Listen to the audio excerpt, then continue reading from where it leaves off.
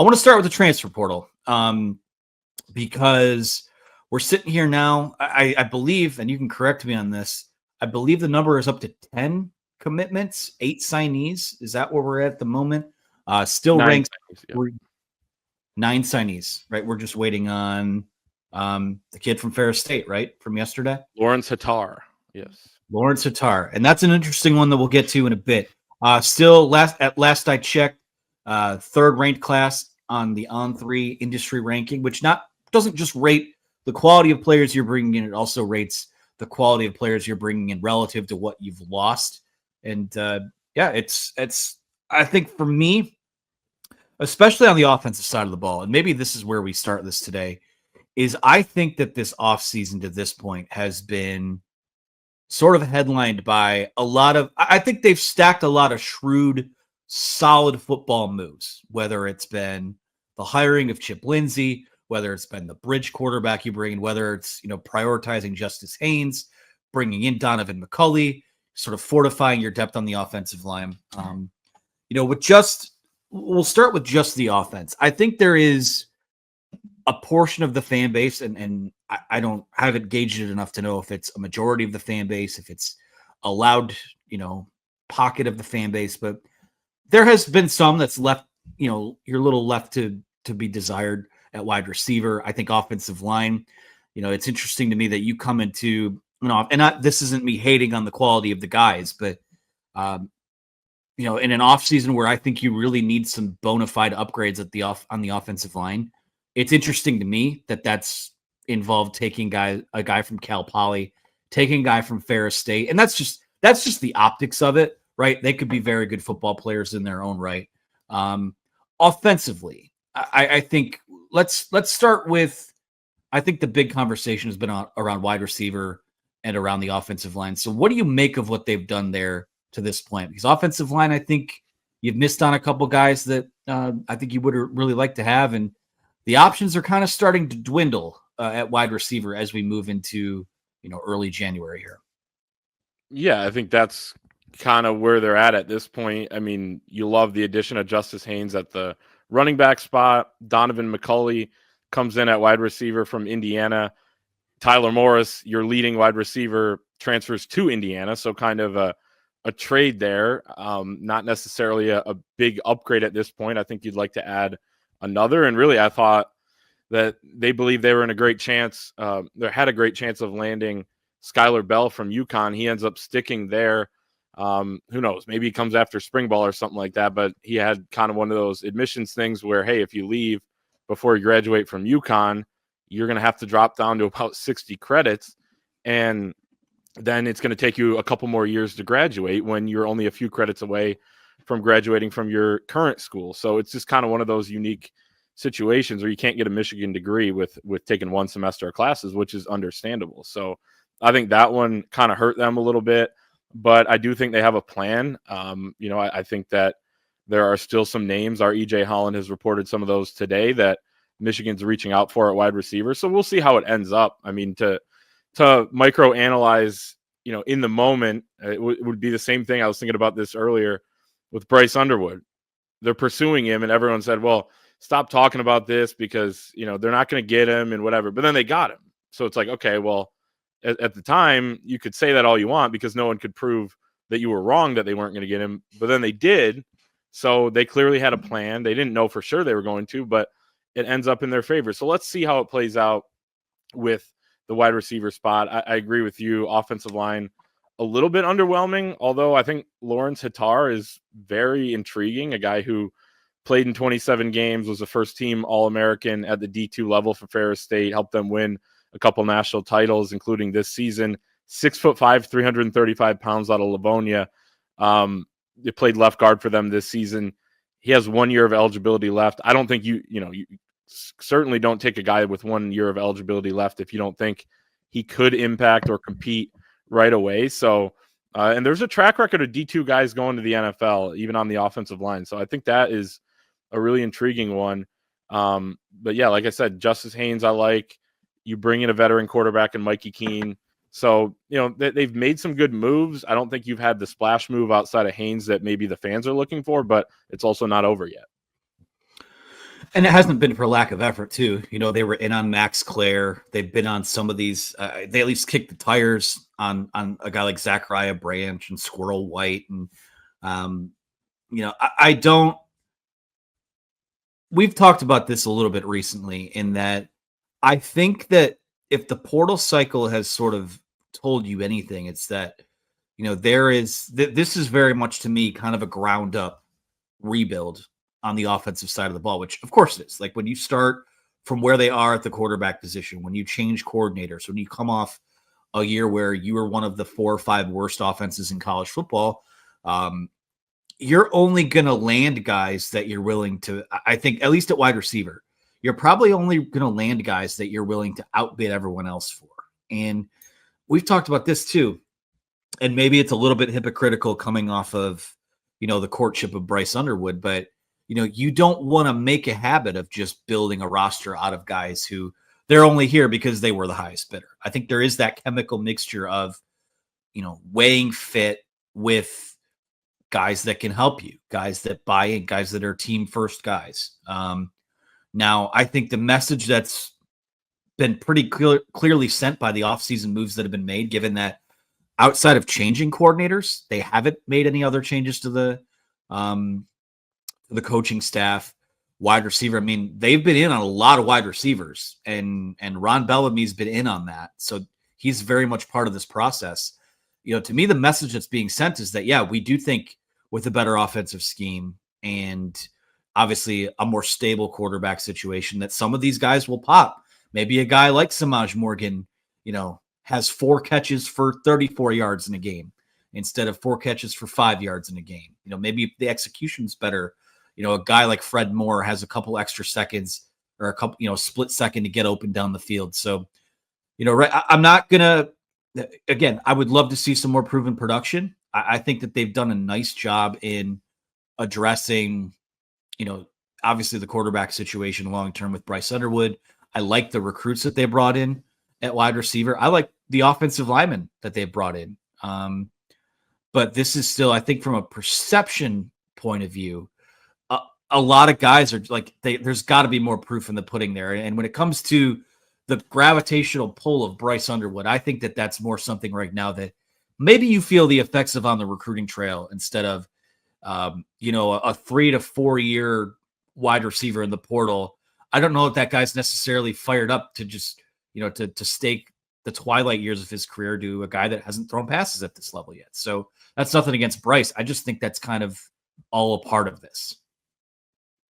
Yeah, I could see that. There's a lot at play, and I don't think Michigan's willing to overpay for guys that don't feel like they don't feel like are worth it either. I think that they're willing to be a little bit more patient than maybe some fans are, which is the smart way to go about it. So we'll see. And like you said, I mean, there are still people in that wide receiver room, like that could get better. I mean, underclassmen, like you mentioned, Frederick Moore, Samaj Morgan, obviously disappointing seasons, but some flashes from those two over the last few years. Probably just got to put them in. Honestly, if you get a couple more guys around them and you put them in better roles that are better suited for them, especially Samaj Morgan, then I think that they can thrive a little bit better. I think that was probably the issue with Tyler Morris this year, is that he had to do a lot more than maybe he was comfortable with. I mean, look at it on the basketball side with Namari Burnett. He looks like he's now just having fun actually playing basketball because he's in a role that actually suits him. He doesn't have to be the number 1 or number 2 guy out there right now. So same thing you could say about maybe some of these wide receivers, but Andrew Marsh comes in as a really highly touted freshman too. So I think if, you may have to bank on him, being a guy that could impact right away, but there's still time. I still think they'll add somebody. Yeah. And remember too, I mean, so the portal, in terms of guys entering the portal, that's closed except for the guys that are, or the college football playoff teams that are still playing. I think they get an extra 5 days to enter after their season is over. Mm-hmm. There is going to be a spring portal period as well, where, from April 16th to the 25th, I believe it is, you're going to have a window to add guys, or at least guys will have a window to jump back in. A couple years ago, we saw them add a Yabioki, 15 days before they played their first game. So I would say, and we live in a hot take, must react to everything right now culture. and there's the emotional swings that come with that. I think that we're best suited probably waiting to see what this looks like in spring ball, waiting to see what they come out of spring football, still kind of prioritizing in that portal window. Because in the here and now, like I think that they have done a nice job on offense. I don't know that they've listen. It's not going to take a whole lot of improving to be better than what last year was, but you want to be much better than that, obviously. So we'll see what happens. Any other thoughts on offense before we flip to the other side of the ball? I think the real issue with the offense, which still has potential, it's January, but like the real issue was the talent that they didn't get in the high school recruiting classes of 2023 and 2024. To sit here now and say that they should have, be able to fix it all, in 1 month, I think is kind of crazy. So, but at the same time, all right, this is the situation you're in. You got to make the most of it. And I think Michigan's gonna do that here. As they, continue to be patient. Absolutely. A lot of, and I feel good about where they are in high school recruiting at the moment. So they're still going to take the long-term approach. You can't easy bake a contender. Although I do think that I think they can push for much bigger things next year with the guys that they do have. Let's flip over to the defensive side of the ball. You're going to lose those, the 3 first-round picks, the 2 defensive tackles, and Will Johnson. Josiah Stewart's going to go high. But other than that, this is a pretty known – what they've done on defense is more so kind of fortify the depth. The defensive tackle rotation in particular, you go into the offseason with that being a bit of a concern. And we'll see what happens with Rayshawn Benny if he comes back or not. But you've added Trey Williams now. You've added – Damon Payne. You've got guys like Trey Pierce and maybe Ike Iwuna returns next season. And all of a sudden I think you're pretty strong up the middle there. Again, you're not going to, it's similar to when they had to replace Aiden Hutchinson, right? Like you're not just going to 1-to-1 replace a Mason Graham or a Kenneth Grant, but you can kind of Frankenstein it with a lot of guys and good rotation. And I think a guy like Rayshawn Benny probably is a future NFL draft pick. So maybe with some more rotation, you unlock his best football too. But I like what they've done up front. The back end, you've gotten some tweaks there with the Metcalf brothers. You've gotten Troy Bowles at linebacker.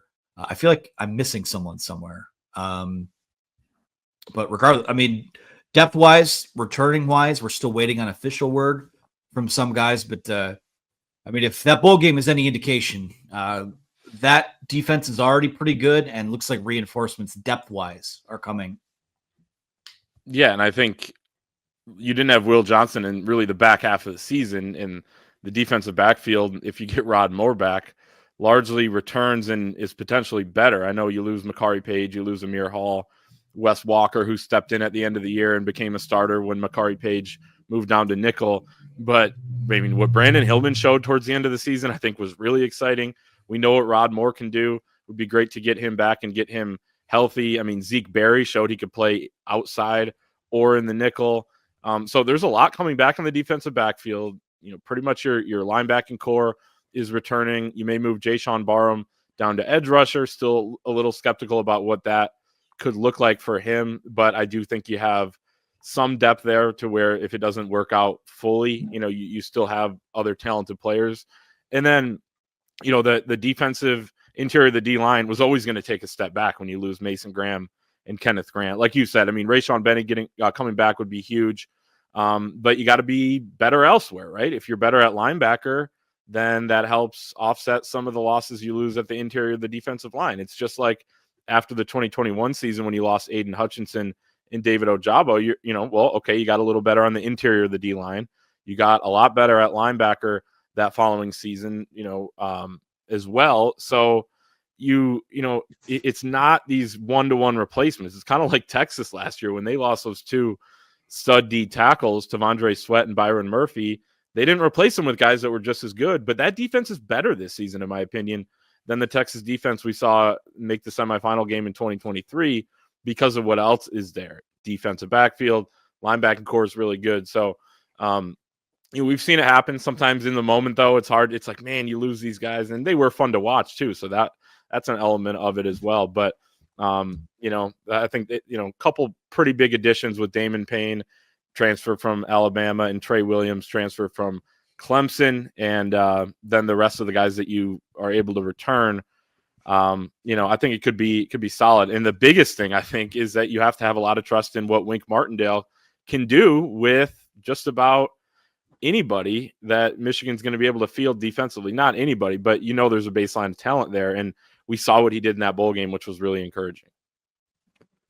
I want to talk because I feel like with what we've been discussing the last month or so, like you're coming off a win over Ohio State, the transfer portal opens, and then there's the bowl game, and there's the opt-outs, and there's all of these things where, one of the storylines as we enter the offseason here is that I guess the buzz that I don't know if Jayshon Barham is switching to edge full time or if they just want to play him more at edge. But what's your thoughts on that? Because I thought if you had showed me his film from earlier in the year, I'd probably be like, you know what? That guy probably needs to just come screaming after the quarterback because he's all over the place. But I thought coming off of their first bye week and then the rest of the year, I thought he was pretty darn good in the linebacker role. So, I mean, what do you make of that as if that's a wrinkle that they want to explore there?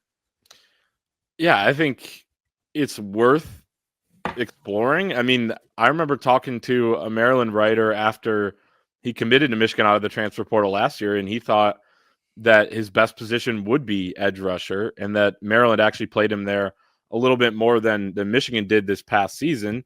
He was pretty effective as a blitzing linebacker, and a lot of those snaps came when he was kind of lined up outside on the line of scrimmage. Under Wink Martindale, it doesn't seem like they're going to blitz a ton, like just from their regular linebacker spot. So Jayshon Barham excelled in that role. It's different though when it's every snap, right? You got to have a lot of moves. You got to be able to set up those moves. You got to be able to have counters. You got to be able to have the high level bend that you need to be an edge rusher on a down to down basis. I think he could get there, and I think that a full offseason of developing some of that will, definitely help him out. But like I said, I think that all your eggs aren't in that basket. You do have a really good edge rusher on one side already, and Derek Moore. I mean, they really like Dominic Nichols, who's going into a sophomore year now. There's some other young talent in that room. So, if it doesn't fully work out, then I think he could be solid, and you still have other guys there that you can rotate in. Cameron Brandt, another guy that I should have mentioned, and TJ Guy, obviously coming back most likely. So, I mean, you still have enough, I think, to make that a pretty good rotation, and they want to rotate, and you lose Josiah Stewart. So if Jayshon's one of the guys in that rotation, I think it'll work out okay, but I still kind of want to see it, quite a bit more to actually know exactly what it's going to look like. Right. And like I said, you talk about the edge group that they have, or that looks like they'll have. You're going to have TJ Guy back. It sounds like Derek Moore has, been very public about his desire to come back. Who am I missing here? Cam Brandt had a nice year.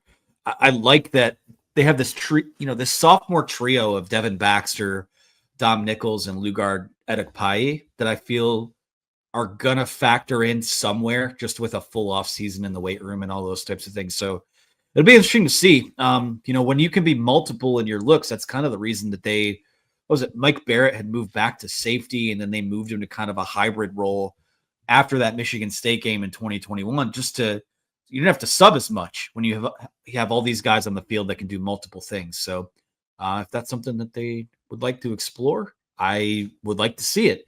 It seems like right now, cornerback may be the biggest lingering transfer portal need. You've got Jair Hill there, who again, he's been a bit of a roller coaster, but I think some really good stuff on film at his high points there. Josiah Edmond could be a guy in the mix for playing time. Shamari Earls, I mean, the second he committed to Michigan, EJ has been kind of driving his bandwagon saying he could play early, but it does feel like they could use, a veteran or a plug and play guy here somewhere.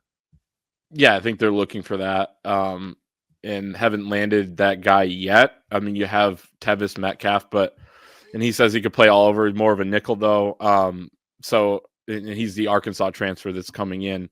So yeah, I think they're looking for that. I also think it's one of those situations where they brought in Ryland Gandy, a Pitt transfer, over the weekend for a visit.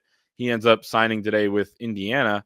Again, like we said with the offensive side of the ball, I feel like they're not willing to overpay for guys that aren't worth it. And Ryland Gandy was an okay player for Pitt this year, but It's kind of that concept that Wink Martindale talked about with us during the season. He said, now you could have a guy who's your 10th option on your recruiting board, but a school that, isn't necessarily in the mix for some of those guys a lot of the time. If they put him as their number 1 option and they have the money to pay him like a number 1 option or like what your number 5 option would be, then a lot of times they're going to get those guys. So it's not as easy anymore to get guys, but at the same time, if you do want to pay, I think you can. So, it's another one that I'm willing to wait and see how it kind of shakes out with that position. I would agree. And then safety, if Rod Moore comes back, I mean, that's just, I think that group has a chance to just kind of soar just based on, look no further than a guy like Alex Anzalone, going back to the Detroit Lions, as I tend to do. He comes back last night, and there's just value in having a guy that is going to be lined up in the right place every time. He's always going to be around the football, and he's going to get guys lined up in the right place. And I think Rod Moore is that type of guy when he's on the field. So if he's there, you're going to have Jaden Mangum coming back. Zeke Berry, we'll see if maybe he goes back to nickel. Maybe he plays corner. I actually think some of his best games were at corner this year. I agree. Brandon Hillman was very good. I liked some of the things we saw to Mason Curtis. But you get Rod Moore back. That's, at peak health, maybe one of the best, 4 or 5 safeties in all of football. Yeah, all of college football, I'd say. Mm-hmm. Yeah, I was going to say, he doesn't just line up in the right place and get other guys lined. He is a difference maker, and that can go a long way. You want to talk Detroit Lions. Look at Kirby Joseph with 9 picks this year, or whatever it is, including some game-changing ones. He's a ball hawk, and I actually feel like Brandon Hillman, just the timing of some of his big hits and the timing of his pass breakup where he kind of showed that ball hawk ability against Alabama, that was really impressive. And like you said, Mason Curtis, another guy who I feel like you stick him in the red zone with his length and his height at like 6'6" or 6'5", whatever they want to list him at. Plus, you got the hair. If he wasn't wearing a helmet, he'd probably be listed at 6'7" or 6'8".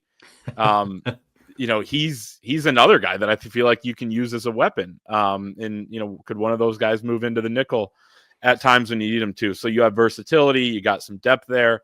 TJ Metcalf from Arkansas, Tevis's Tevis's older brother coming in as well, a guy who's played a lot at the safety position in the SEC, can help. So we'll see if Rod Moore comes back. Would love to see that selfishly, because he's just so fun to watch play football. He's actually, I said it on the pod earlier this year, it's hard sometimes to not watch Mason Graham and pay attention to the rest of the play.